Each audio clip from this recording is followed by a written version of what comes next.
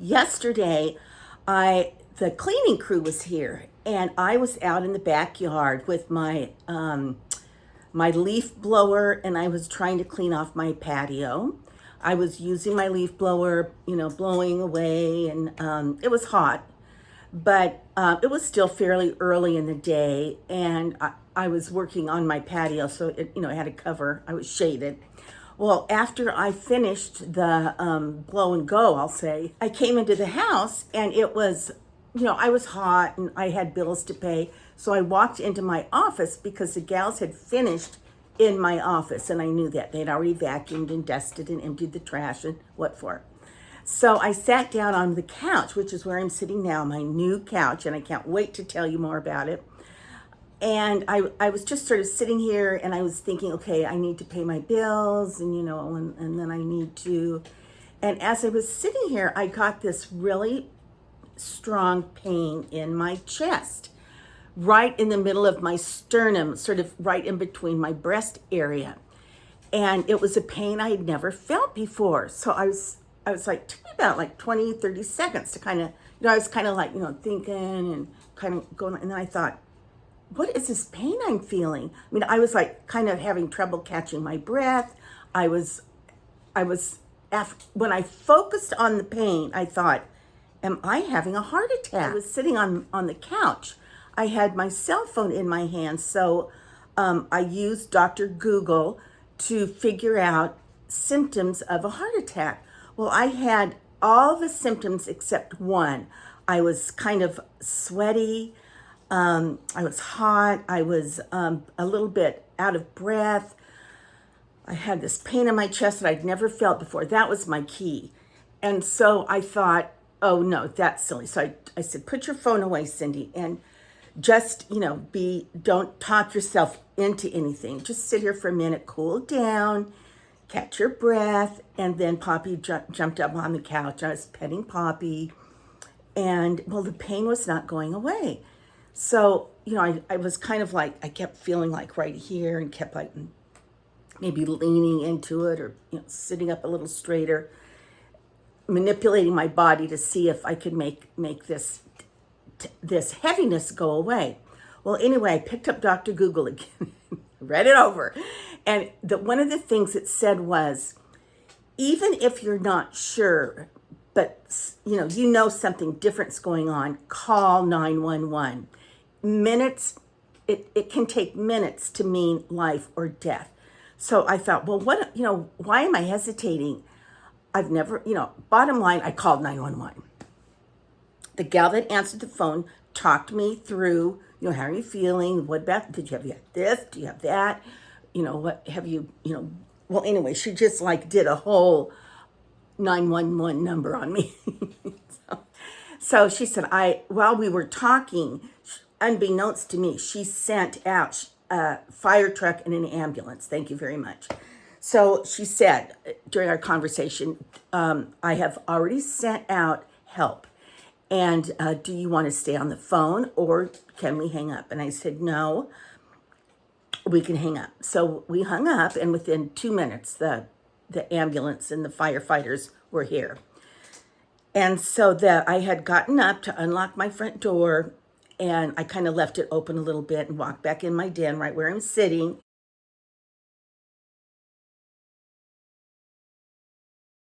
And sat here and, was just trying to calm myself down. And they came in. Let's see, I want to share how many people came to my rescue. There were like, I'll say 4 or 5, at least 7 hunka burning loves came into my house. And they were so efficient, they knew just what to do. They brought in a stretcher thing, and they came in here and sat, took my blood pressure, temperature. They did an EKG on me, and sat with me, talked with me, and then they wrapped everything up. And they said, you know what, you seem to be fine, but we have very mundane equipment, and they have more telling equipment at the hospital, and this is our advice when we leave. We are going to advise you to go to the ER, let them do some blood work on you, and find out if indeed you have had a heart attack or are going to have one. So I said, well, I declined the offer. I think I'm going to be fine, but thank you. So that they did not like that. So they were gathering up their things, putting stuff back. And they said, we cannot strongly urge you enough to go to the hospital and be checked out better with better equipment. So, okay, they took me to the hospital. JFK, which is like 10 minutes from my house. Excuse me, Poppy's over here. She's got a wrapper of some kind. She is in heaven.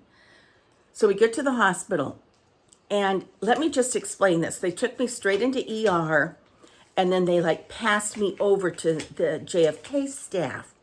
Now, in a perfect world, this is how it would have worked. I would have lodged myself, parked myself at the, on my little gurney. They did not have a room for me, so I just stayed in the hallway, which really was fine. In a perfect world, they would have had one of those little rooms that have the curtains around them, But as it was, because I didn't, I could, I was privy to see everything that was going on, which was kind of exciting. So then, in a perfect world, the ER doctor would have come over and introduced himself, said, I'm the ER doctor, and this is what we're going to do. We're going to, you're presenting with a possible heart attack, blah, blah, blah, blah, blah, and we're going to do another EKG. We're going to take your temperature. We're going to check your blood pressure, and we're going to draw some blood because the blood will be telling. Then we're going to send the blood to our lab here at the hospital, but we don't know when our blood lab person will have time to check your blood. It could be an hour, it could be 2 hours, it could be 30 minutes. We don't know. But we will keep you informed. That's protocol. That's what we're going to do. And in the meantime, you're here on this gurney, and we're not going to forget about you. And then I would have felt like, okay, I get it. I know what they're going to do. Wrong. That was not what happened. They put me up against the wall thing, and and so I was sort of out in the open, but I could see what was going on, which was kind of nice. And, I had probably 5 people come over to me during this time and check, do something to me. Give me, check my temperature, put the blood pressure cuff on, check my IV, whatever. Nobody said, I'm this person, this is my job, this is what I'm going to do, that's why I'm here. Nobody introduced themselves, nobody said Jack. They just came up and said, give me your hand. Give me your this, okay, open your mouth, put this under your tongue, and which I was very obedient, as usual. And so as time went by, I was still on my gurney thing, and I thought, just speak up, don't be such a coward. So I thought, that's it, I'm going to just ask what's going on. But I could not get one person's attention. They were just walking by me, lickety-split, nobody would look at me, and I'm going, trying to get their attention. Finally, I got someone's attention, and I said, can I talk to someone about what's going on with me this afternoon? What my protocol is, what I can expect. Who's the ER doctor? And they go, oh, he's over there. And I was like, well, what's his name? And can I meet him? And they're like, I'll go see. I'll try to find him. So, that never happened. So then a young gentleman came over to me, and he said, I'm going to be your nurse. And I was like, okay, great. So can you tell me who the ER doctor is, what you guys are doing, how long I'll be here? And he goes, he's busy writing something or on, checking out his, notes or whatever while I'm talking. Doesn't make eye contact with me at all. He's probably there seconds. And then he says, okay, I'll go find out. So he takes off. I don't see him again until I'm practically ready to leave. Then finally another person comes by me that I get their attention, and I said, can I ask who my doctor is, where the ER doctor is, and what's going on with me today? How long I'll be here, will I spend the night, what kind of tests are they running? And she said, oh yeah, the ER doctor's over there. And I said, well, could you tell me his name?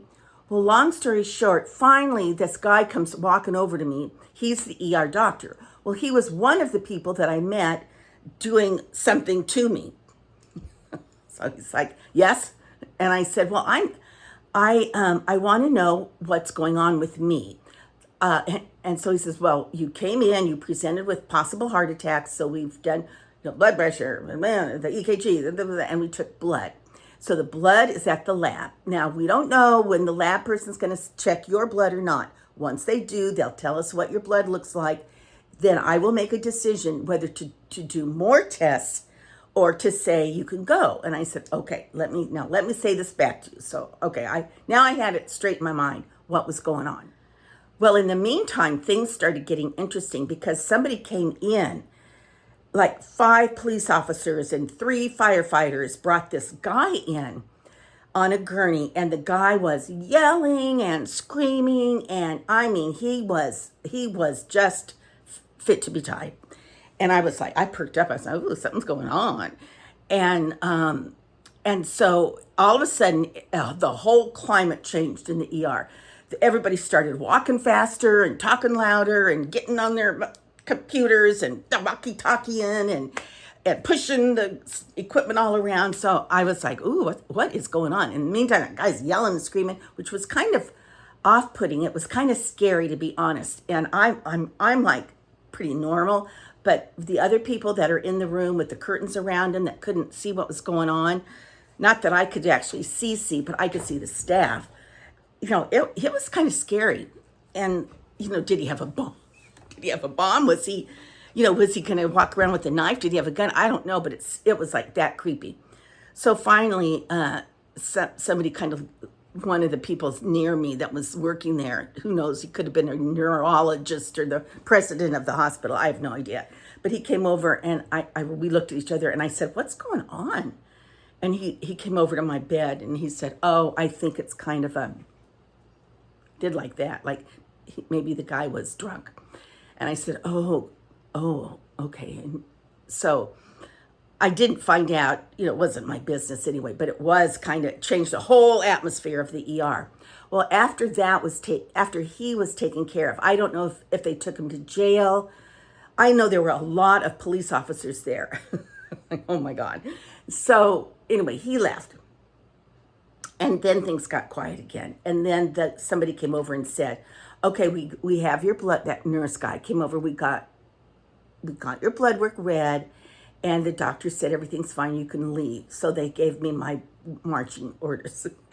I was discharged. And luckily, I walked out. I called an Uber and got home in 3 minutes. But it was, number one, I'm glad I did call 911 because I truly had never felt that feeling in between my chest.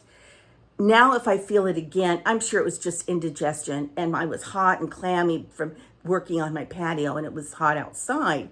But now I will know not to be afraid of that feeling, and that it's just indigestion or something. So, and plus, I would have had it on the back of my mind. Did I have a heart attack? Was it a heart attack? Was it the beginning of a heart attack?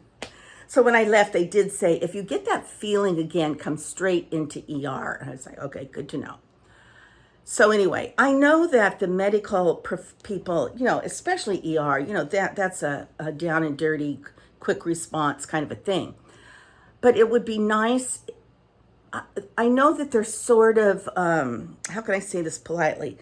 They're used to their job. They're used to doing what they do. And I think they forget that a lot of people don't know what they're doing. And it would help the patients like me to be more comfortable and not so like, what's going on? What's going on? What's going on with me? It would be nice if each person could look you in the eye. Is that really asking too much? To introduce themselves, is that asking too much? To say what they were going to do and what I could expect. So, hi, I'm Cindy. I'm your nurse. I'm here to check your blood pressure. After that, I understand you'll have blood drawn. Then the doctor will come talk to you about the result of your blood work. We don't know how long that will take, but we'll check on you and let you know along the way. Bada bing, locked and loaded. Unfortunately, they're just evidently, I guess, too busy. I don't know, but how much time does it take to say your name, give your name, birth date, and serial number? No. Okay, enough of that.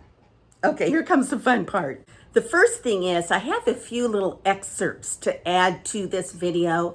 One of them has to do with my new extensions from Irresistible Me. I was in the bathroom just now as I just washed my hair and I just started taking the curlers out of my hair, and I have new extensions.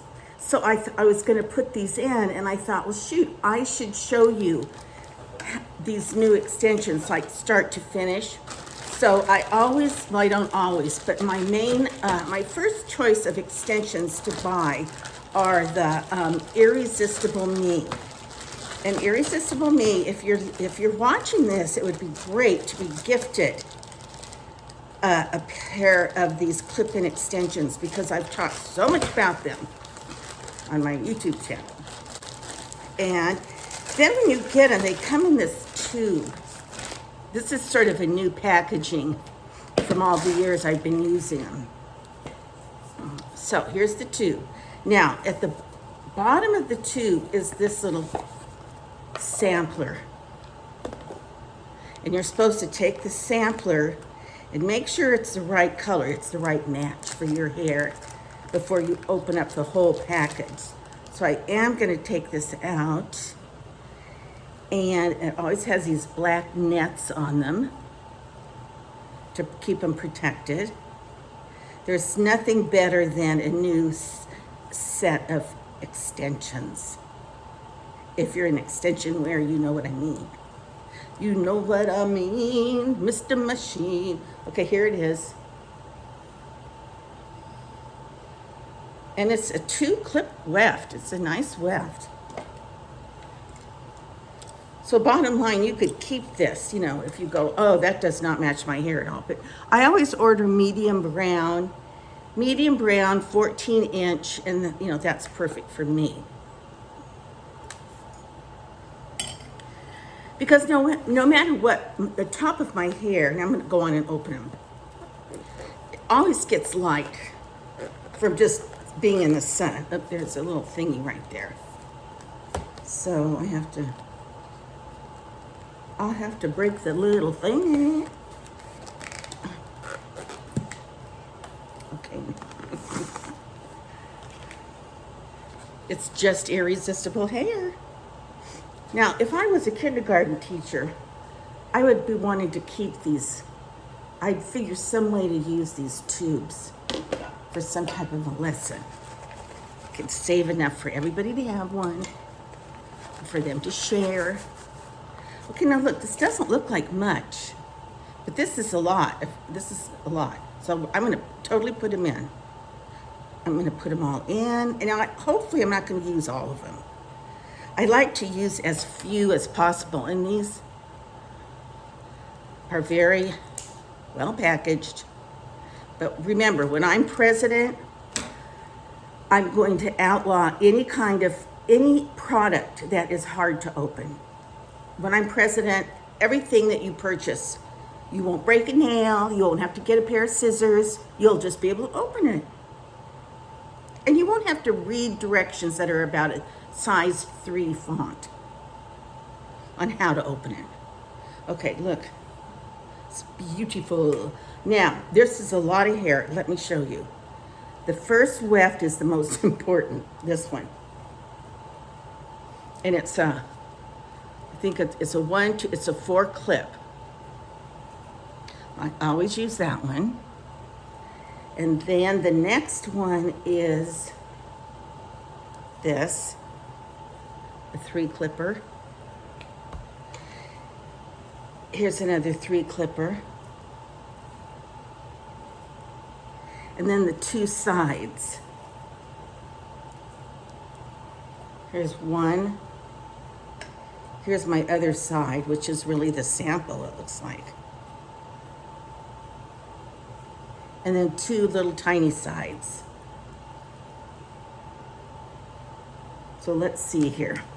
Because, you know, I got my hair cut and colored, and it just, and I had that treatment. That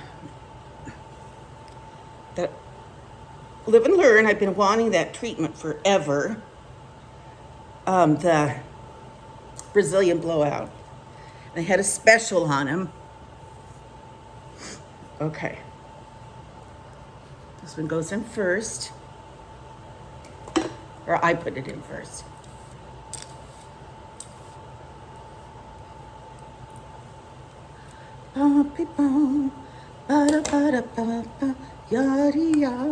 And clip the clippies. They usually give you extra clips. I've never had to use them. Well, I have, but I never took the time to sew them in. Okay, I put it right about there, kind of right at the top of my ears.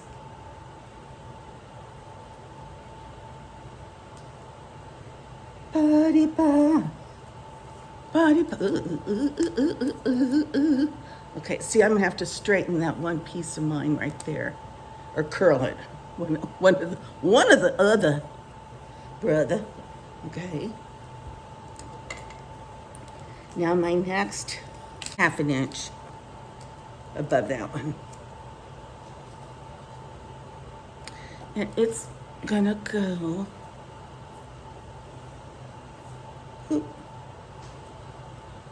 unclip it.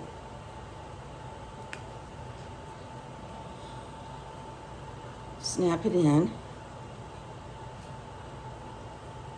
And then I'm going to take this down. Not sure what that looks like in the back. Then I'm going to take right about here.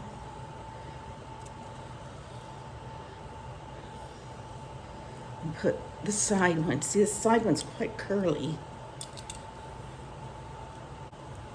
Unclip it.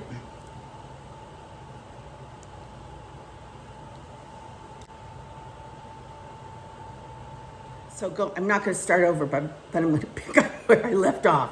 So I shampooed my hair, and then I was in the middle of going to put my new extensions in when I thought I should do this on camera. I should show the viewers, my friends, like what they look like and how to put them in, which is what I'm doing.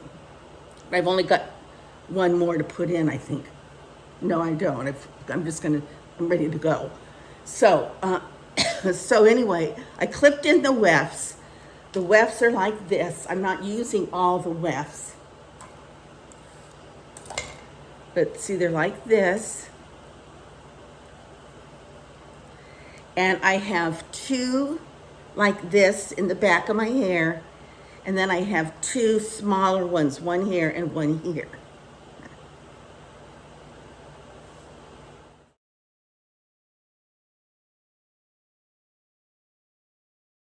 Now I'm ready to style. But I never know. I prefer to part my hair in the middle. That's my first choice. But if it's not going to look right, sometimes it goes, sometimes it doesn't, then I go to the side. And I have to get, see, it's this bottom part. This piece came real curly, so I have to straighten that. And actually, you guys can walk in with me to the bathroom. Walk in with me to the bathroom, and I will, let's see if I can finish in here. Come on in. Come on in. Okay, alrighty. So, and I recently had my hair colored and it came out really dark, but it'll lighten up fast enough. Okay, let's see if I can do this. I have this critter.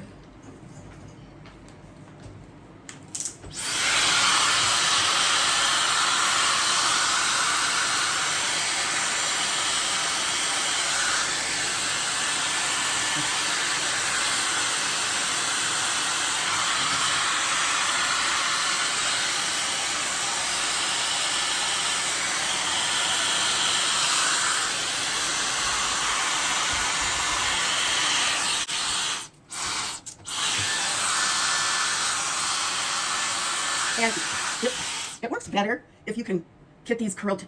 Like I'm noticing I have this short piece here. Oh, crumb. Oh, good, it's still hot. Got my fan on. It's so hot outside, I can't even tell you. And it's practically October. So, go figure. Okay. You're going to see that doesn't really, because I meant to tease that right up here. As I clipped it in, just to give it a little more stability.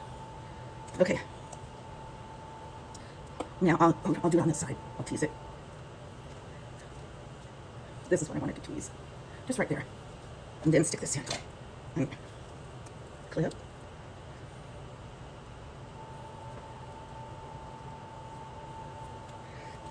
Okay, now when I go look at the back, I may have to put this one in. But we shall see, I don't know. And then all this needs to be kind of curled in together a little bit. Now I can either wear it parted in the middle, or I can wear it to the side. Then I have gone to HomeGoods and I have shared some video, really cute video of what is fall, what kind of fall products they have on the shelves right now. So I think especially for some of you guys that are homebound, you'll enjoy seeing what's out and about at HomeGoods right now. I have seen you here before. Not a coincidence, I'm sure. I hope you're looking at me now from the corner of your eye.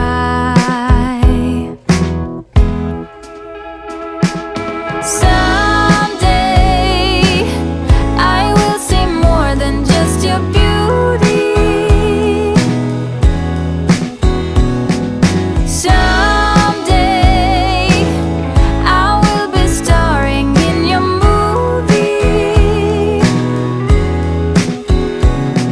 Someday you will be drinking your coffee with me.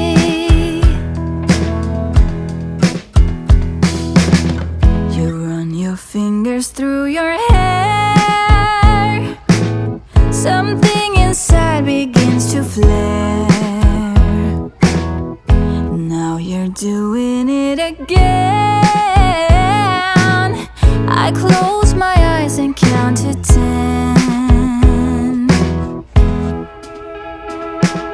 Someday I will see more than just your beauty.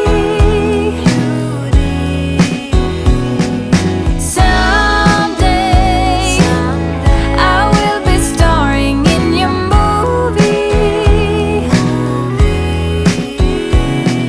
Someday you will be drinking your coffee with me.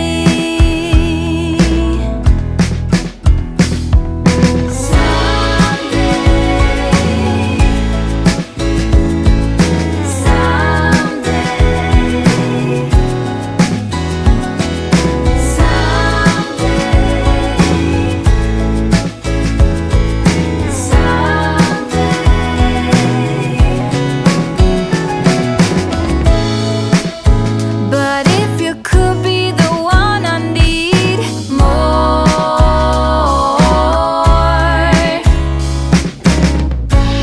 so what am I waiting for? Someday I will see more than just your beauty. Someday I will be starring in your movie. Someday you will be drinking your coffee with me.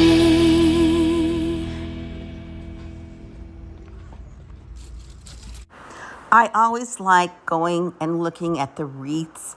I think they're so pretty. Some of them are just outstanding, and some, others are quite simple. I did buy a wreath, and I bought one of those pumpkins, ceramic pumpkins, and I put it on my coffee table. I'll take a picture of it and add it to this. But I think the wreaths add so much color and can be very festive and so representative of each season.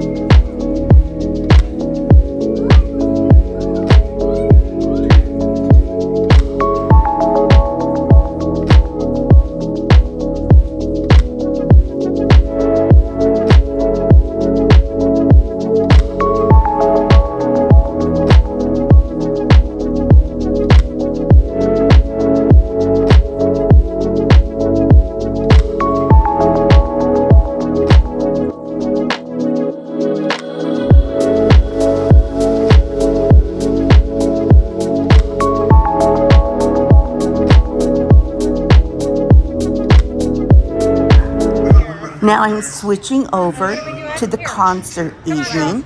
Get together. Here's the posse right here. Yeah. Here I am, just standing in front of the stage, taking a little selfie, and the band was so great. The name of the band was Billy Nation, and they sang a tribute to Billy Joel. And so everybody, everybody there knew the songs, knew the words to the songs, and the guys were really cute on stage. They were active and kind of running around. And this is the venue. You can see it's outdoors. It was, it's just a perfect place to have a concert and for people to enjoy sitting and watching or standing or getting up and dancing. So this gives you a little bit of an idea. Hi.